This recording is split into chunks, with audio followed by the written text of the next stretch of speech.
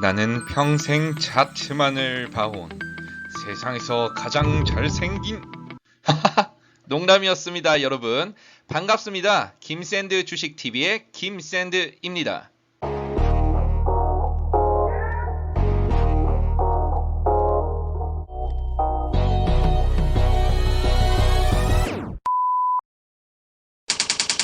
다산네트웍스 2편 다산네트웍스 2편 분석 시작하겠습니다. 먼저 연결재무제표 주석 살펴보겠고요. 정확한 판단을 위해서 건너뛰기, 스킵 빨리 감기는 하지 말아주시면 감사하겠습니다. 먼저 연결재무제표 보겠습니다. 현재 2019년 사업 보고서를 기준으로 보고 있기 때문에요. 2020년 1분기나 그 20년에 일어난 이벤트들은 밑에서 다룰 겁니다.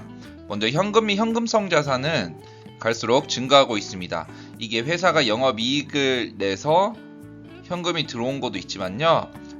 전환사채를 발행하거나 차입을 해도, 즉 은행에서 차입을 해서 돈을 빌려도 이 현금이 늘어납니다. 참고해주세요. 매출 채권은 증가하고 있습니다. 이 매출 채권이 증가하는데 매출이 같이 증가하면 괜찮습니다. 그래서 매출도 같이 알아보겠습니다. 유형자산, 즉 토지, 건물 이런 것들도 증가하고 있습니다. 이것만 보시면 회사가 커가고 있구나 정도는 알 수 있습니다. 공시 확인. 단기 유동성 장기 차입금인데요. 이 유장은 1년 내에 상환 의무가 있는 장기 차입금을 유동성 장기 차입금이라고 부르는데, 이걸 줄여서 제가 그냥 유장이라고 했습니다. 그래서 단기나 유장은 줄어들고 있다. 다음 BW 신주인수권 부사채는 2017년에 없었습니다. 그런데 18년, 19년 이렇게 지나가면서 발행을 했는데요. 이 전환사채랑 신주인수권 부사채는 돈을 빌리는 거잖아요. 그리고 이 주식으로 전환할 수 있는 권한을 주는 건데, 이 전환사채랑 신주인수권 부사채가 시장에서 악재로 작용되는 경우가 있습니다. 그 다음 발행을 했는데도 크게 주가가 하락하지 않는 경우도 있어요. 왜냐하면요, 이 사채를 발행을 할 때 이 회사 상황이 되게 악화가 되면서 운영하기 위해서 발행을 하냐, 아니면 이 회사가 성장을 하기 위해 자금을 조달하는 목적으로 사용을 하냐에 따라 좀 다릅니다. 그래서 회사의 본질은 영업이익과 매출을 증대시키는데 현재 자금이 부족하다. 그래서 너희들이 돈을 빌려주면 내가 이 돈으로 회사를 더 크게 키울 수 있다. 그러니까 좀 빌려다오. 이거랑요, 지금 돈이 좀 없다. 그래서 직원 월급도 줘야 되고 많이 돈이 들어가는데 좀 힘들다 우리 회사. 그래서 사채를 발행하겠다. 이거 완전히 다른 의미입니다. 그래서 신주인수권 부사채가 증가했는데 이 회사는 어떤 의미로 발행을 했는지 좀 알아보겠습니다. 이익 결손금은요, 회사가 지금까지 쌓아둔 돈이에요. 돈을 얼만큼 벌었냐. 근데 이 회사는 회사로 들어온 돈보다 나간 돈이 많습니다. 좋지 않은 신호입니다. 공시 체크해 볼게요. 여러분들이 많이 걱정하시는 부분이에요. 신주인수권 부사채의 잔액이랑 보여주는 내용인데, 발행 주식수가 349,755주가 8월 7일에 상장이 됩니다. 전환가액은 7,205원. 그러니까 발행되고 바로 매도를 해도 이익이란 거죠. 그래서 현재 이 주식을 제외하고 가능한 주식수는 280만 주가 있습니다. 쉽게 말해 매도 대기 가능 주식수가 281만 주라는 거예요. 그래서 이제 총 주식수가 약 3,600만 주 정도 되는데요. 이 회사가 가진 3,600만 주 중에 281만 주면 7.8%입니다. 꽤 높은 비율이에요. 많이 높은 비율이라 볼 수 있죠. 그래서 이게 현재 주가 11,000원 정도로 계산했을 때 약 310억 정도의 매도 대기 가능 물량이 있다.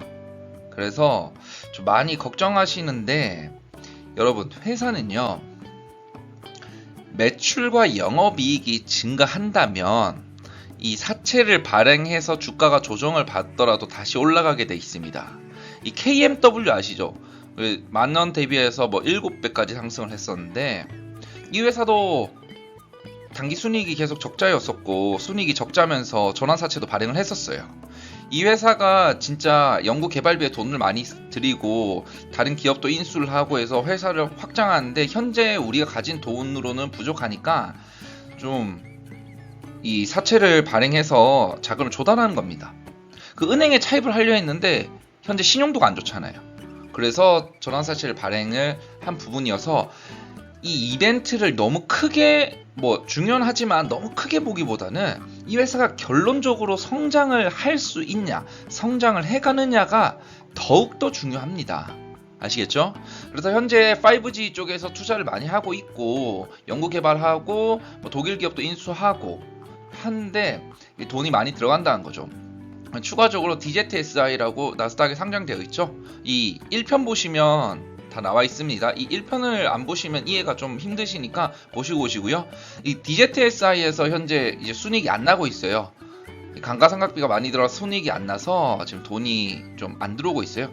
그래서 사채를 발행했고 이 회사는 이 사채 물량이 좀 악재로 작용할 수 있지만 이 사채 물량의 악재를 뛰어넘는 매출 이익을 보여준다면 그냥 무시하고 쭉 올라갈 가능성도 높습니다. 참고해주세요. 2017년 대비해서 2019년 매출은 계속 증가하고 있습니다. 영업이익은 증가했다 감소했는데 이게 장사가 계속 안 돼서 악화되는 건지 아니면 단기적으로 영업이익이 감소할 만한 요소가 있었는지는 살펴보셔야 됩니다. 순이익은 계속 적자예요. 이건 좋지 않네요. 공시 체크하고요. 이 순이익이 계속 적자니까 돈이 없는 거예요. 그래서 사채도 발행하고 하는 겁니다. 이제 100억 기준으로 볼게요. 매출 원가는 증가했습니다. 판관비도 증가했습니다. 이 100억 매출 당 매출 원가 판관비가 증가한 걸로 봐서 이건 좀 개선될 사항이지만 크게 증가한 건 아니어서 일단은 증가했다. 요 좀 감소하면 좋겠다. 그래서 한번 다음 분기 보고서부터는 매출 원가와 판관비가 좀 감소하는지 확인을 계속 해야 되겠다 정도 보고 갈게요. 이 회사는 금융 원가랑 지분법 손실이 가장 중요한 핵심이었습니다. 금융 원가가 많이 나가고 있어요. 보시면 리스랑 이자로 56억 45억을 쓰고 있는데요. 이 리스는요 자동차로 따지면 자동차 리스랑 똑같아요. 자동차 리스나 장기 렌트처럼 이게 빌려서 돈을 주고 쓰는 겁니다. 아시아나항공도 비행기가 100대 있지만 다 자기 게 아니라 90대는 빌려서 그 리스 비용을 주고 이제 운행을 해서 돈을 버는 거죠. 회사도 기계 장치나 여러 가지 시설들을 빌려서 이제 그 비용을 지불하는데 이 매출이 크게 나면 이 빌린 돈을 뛰어넘는 이익으로 이게 손실을 메꿀 수 있지만 현재는 이익이 안 나고 있어서 리스랑 이자 비용이 크게 부담이 되는 상황입니다. 자, 현금 흐름표 보시면 일단 영업 현금 흐름표부터 볼게요. 이 영업 활동 현금 흐름이 마이너스예요. 쉽게 말해서 영업을 해서 돈이 들어오지 않고 있다 이렇게 보시면 되고요. 이 상당히 좀 부정적인 시그널이에요. 그런데 이제 2020년부터 과연 돈이 들어올지 봐야 되겠고요. 이 회사가 많이 투자도 하고 연구 개발하는데 판관비도 쓰고 여러 가지 이유로 지금 돈이 안 들어오고 벌면 다 나가는 것 같아요. 그래서 이 부분은 개선되는지 살펴보셔야 됩니다. 자회사 중에 좀 큰 거 한번 들고 왔어요. DZSI 보시면 2018년 정기에 영업 손실이 14억이 났는데 2019년에 영업 손실이 크게 났죠. 92억, 한 100억 가까이 되는 수준으로 영업 손실이 났습니다. 가장 큰 이유 중 하나가 감가상각비 및 무형자산 상각비가 113억이에요. 그렇기 때문에 감가상각이 현재 많이 되는 상태여서 감가상각이 줄어들고 영업이익이 크게 나기 시작하면 이 회사는 정말 크게 성장을 할 수 있겠죠. 감가상각이랑 무형자산 상각비가 줄어드는지도 체크해야 될 포인트입니다. 매출 보시면 국내 크게 증가했고 일본이 크게 증가하면서 38% 총 매출이 증가했습니다. 이 일본 쪽이 많이 증가했죠. 사실 한국과 일본이 국가 관계가 좀 하잖아요. 한데 이 회사가 일본으로 진출할 수 있는 좀 큰 무기 중 하나라 생각해요. DZSI라는 미국 회사를 가지고 있잖아요. 한국 기업을 조금 밀어내더라도 미국 기업을 가지고 있기 때문에 공급 계약을 해서 성장하는데 이런 게 다른 회사에 비해서 이점으로 작용하지 않을까 싶습니다. 기본적으로 다산 네트워크스에 대해서 관심이 있으시고 매수하려면 이 정도는 아셔야 되지 않나 싶어서 가져왔고요. 다산 그룹에 속해 있습니다. 다산 네트워크스가요. 그 다음 다산 네트워크스의 자회사는 솔루에타와 DZSI가 있죠. 상장 기업만 본 거예요. 그 다음 솔루에타의 자회사로 DTS라는 회사가 있습니다. 다산 네트워크스도 지분을 들고 있지만 솔루에타 자회사로 할게요. 그래서 보시면 이런 지급 보증에 대한 내용이 있습니다. 사업 이행 보증, DTS의 사업 이행 보증을 다산 네트워크스가 섰습니다. 규모가 좀 있죠. DTS랑 솔루에타에 대한 지급 보증을 많이 했죠. 이게 1000억 정도 했는데 다산 네트워크스는 계약상 모든 의무에 대해서 연대 보증 책임이 있다. 쉽게 말해서 보증 쓴 겁니다. 얘들 돈 못 갚으면 니들이 돈 갚아라. 이렇게 서서 이 부분이 좀 큽니다. 이 회사는 참 많이 엮여 있네요. 참 복잡합니다. 영업으로부터 창출된 현금 보시면요. 여기 조정 항목이 보이는데 제일 큰 게 이자 비용이 크게 나왔고요. 감가상각 많이 되었다. 이런 부분입니다. 이 감가상각은 전부 다 DZSI예요. 그래서 감가상각이 줄어드는 그런 시기가 오면 이익이 날 것 같습니다. 이 독일 통신장비 키마일 인수했잖아요. 인수 대금으로 107억 사용됐습니다. 돈이 많이 나갔죠. 이 키마일이 매출 및 순이익이 반영된 게 152억이 적자로 반영되었습니다. 그래서 현재 다산 네트워크스의 연결 재무제표가 좋지 않습니다. 참 많이 벌려놨어요. 일본, 프랑스, 미국, 독일 많이 일을 벌려놨어요. 그러니까 이 본인들이 가진 자산 대비해서 너무 많이 벌려놨으니까 돈이 많이 들어가는 거예요. 순이익도 계속 마이너스고 초기 자본이 필요하니까 마이너스가 날 수밖에 없죠. 사채도 계속 발행하고 이런 겁니다. 그래서 이 회사는 2020년도 안정기를 거쳐서 2021년에 이 5G 공급이 잘 된 다음에 정말 크게 성장을 할 가능성도 있는 회사입니다. 그거는 장점이지만 재무 상태가 솔직히 말해서요 상당히 안 좋아요. 돈도 너무 많이 빌렸고 신주 인수권 부사채 물량도 너무 많이 남아있고 그것만 아니었으면 이 회사 진짜 지금 얼마일지 가늠이 안 갑니다. 그런데 시장에서 이런 악재들을 반영해서 좀 지켜보는 거겠죠. 이 매출이 크게 나서 채무도 상환을 하고 감가상각비가 줄어드는 시기도 오고 하면 이 회사는 크게 날아가지만 만약에 성장하지 못하면 이 채무 부담과 여러가지 이유로 주가가 폭락해버릴 가능성도 어느 정도 안고 있다는 점 알아두시면 되겠습니다.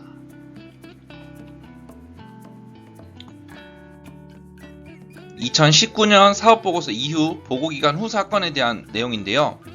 이렇게 막 쭉 적혀 있습니다. 간단히 말하면요. 스타콜라보랑 다산 네트워크스의 종속회사인 에이블이랑 합병을 하려고 했어요. 근데 이 스타콜라보가 이제 투자를 받은 거예요. 외부 투자자한테 투자를 받는데 150억 원을 투자를 받고 보통주를 줬습니다. 쉽게 말해서 전환사채를 발행한 거랑 똑같아 보시면 돼요. 그런데 이 회사가 그 150억을 못 갚는다. 그러면 다산 네트워크스 너희가 돈 갚아줘라. 이렇게 연대 보증을 투자자에게 제공하였다는 겁니다. 아따 종속회사 연대 보증 많이 제공하고 있습니다. 이 회사는. 그 다음 DTS의 안정적인 프로젝트 진행을 위해 또 채무 보증을 썼습니다.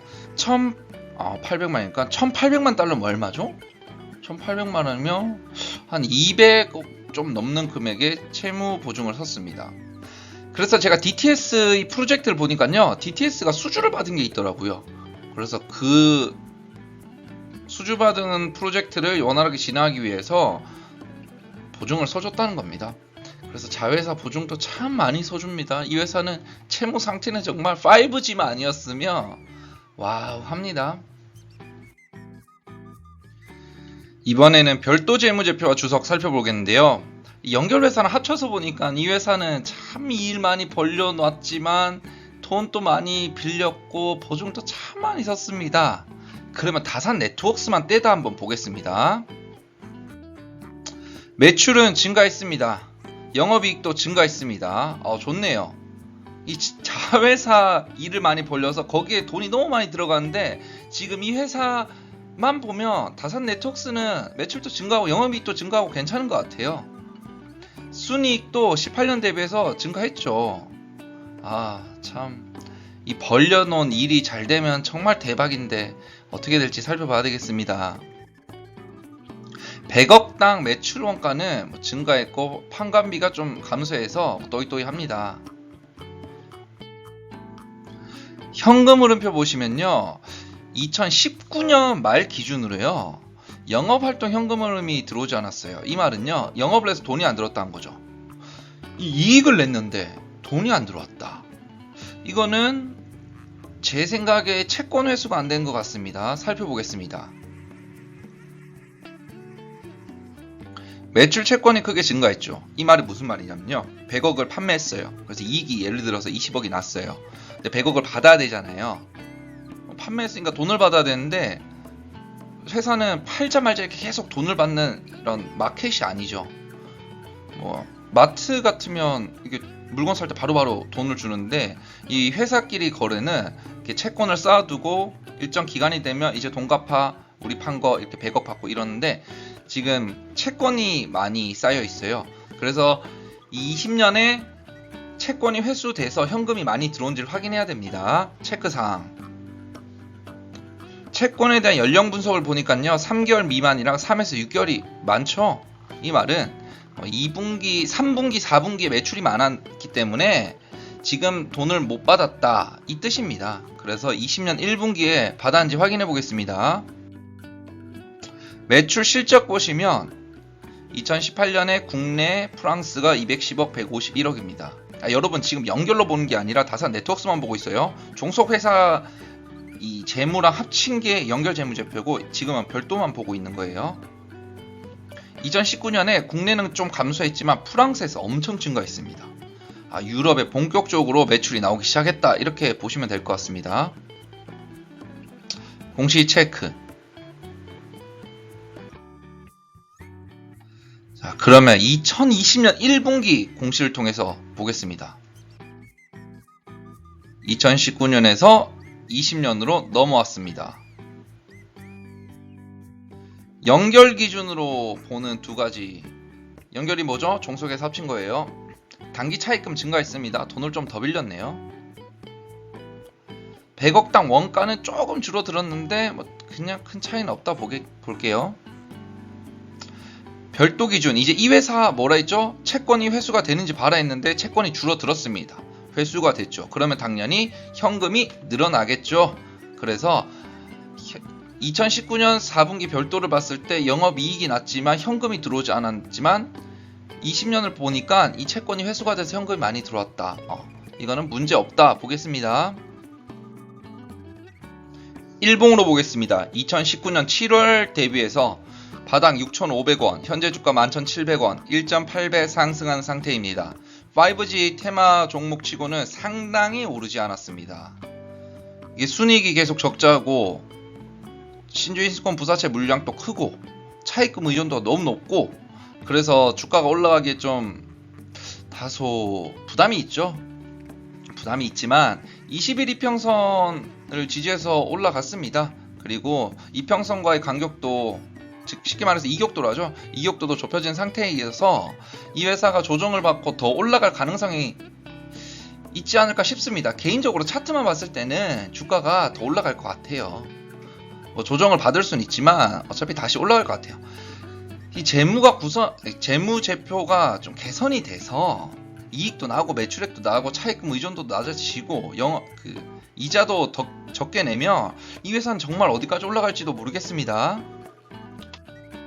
항상 보셔도 5,200원 바닥권 현재 11,700원, 지금 거의 4년 동안이 최바닥권 대비해서도 2배 올라 있으면요, 이건 뭐 정말 5G 테마주 치고 올라왔다 보기도 힘들죠.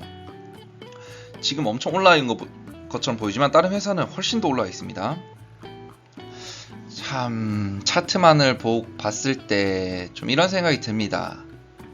지금 이 회사가 뭔가를 좀 기다리는 느낌, 이런 게 들어요.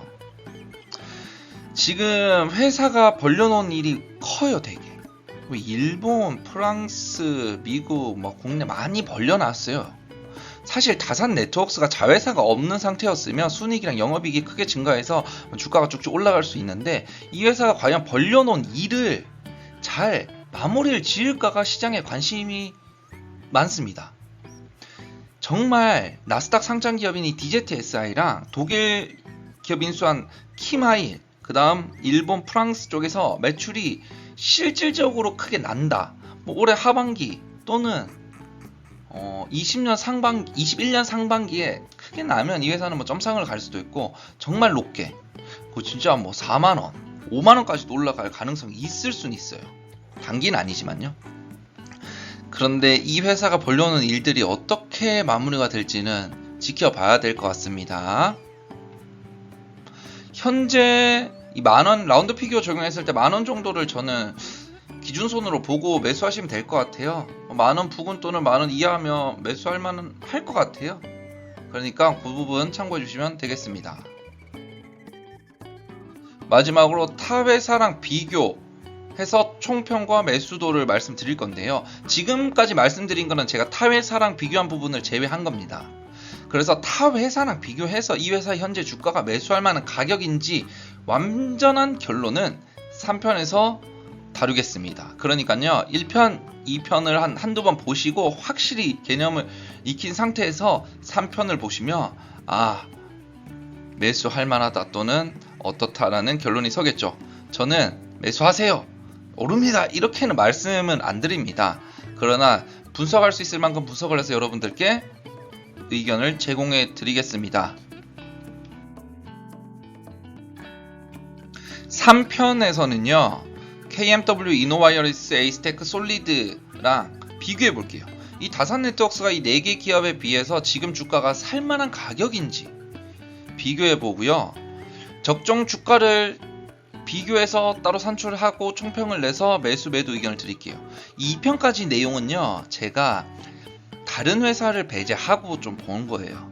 그럼 다른 회사의 상황과 다른 회사들의 매출, 영업이익 대비해서 적정 주가를 산출해서 비교했을 때 이 회사가 매력 있는지 3편에서 결론을 말씀드리겠습니다. 좋아요, 구독, 알림 부탁드리겠습니다. 감사합니다.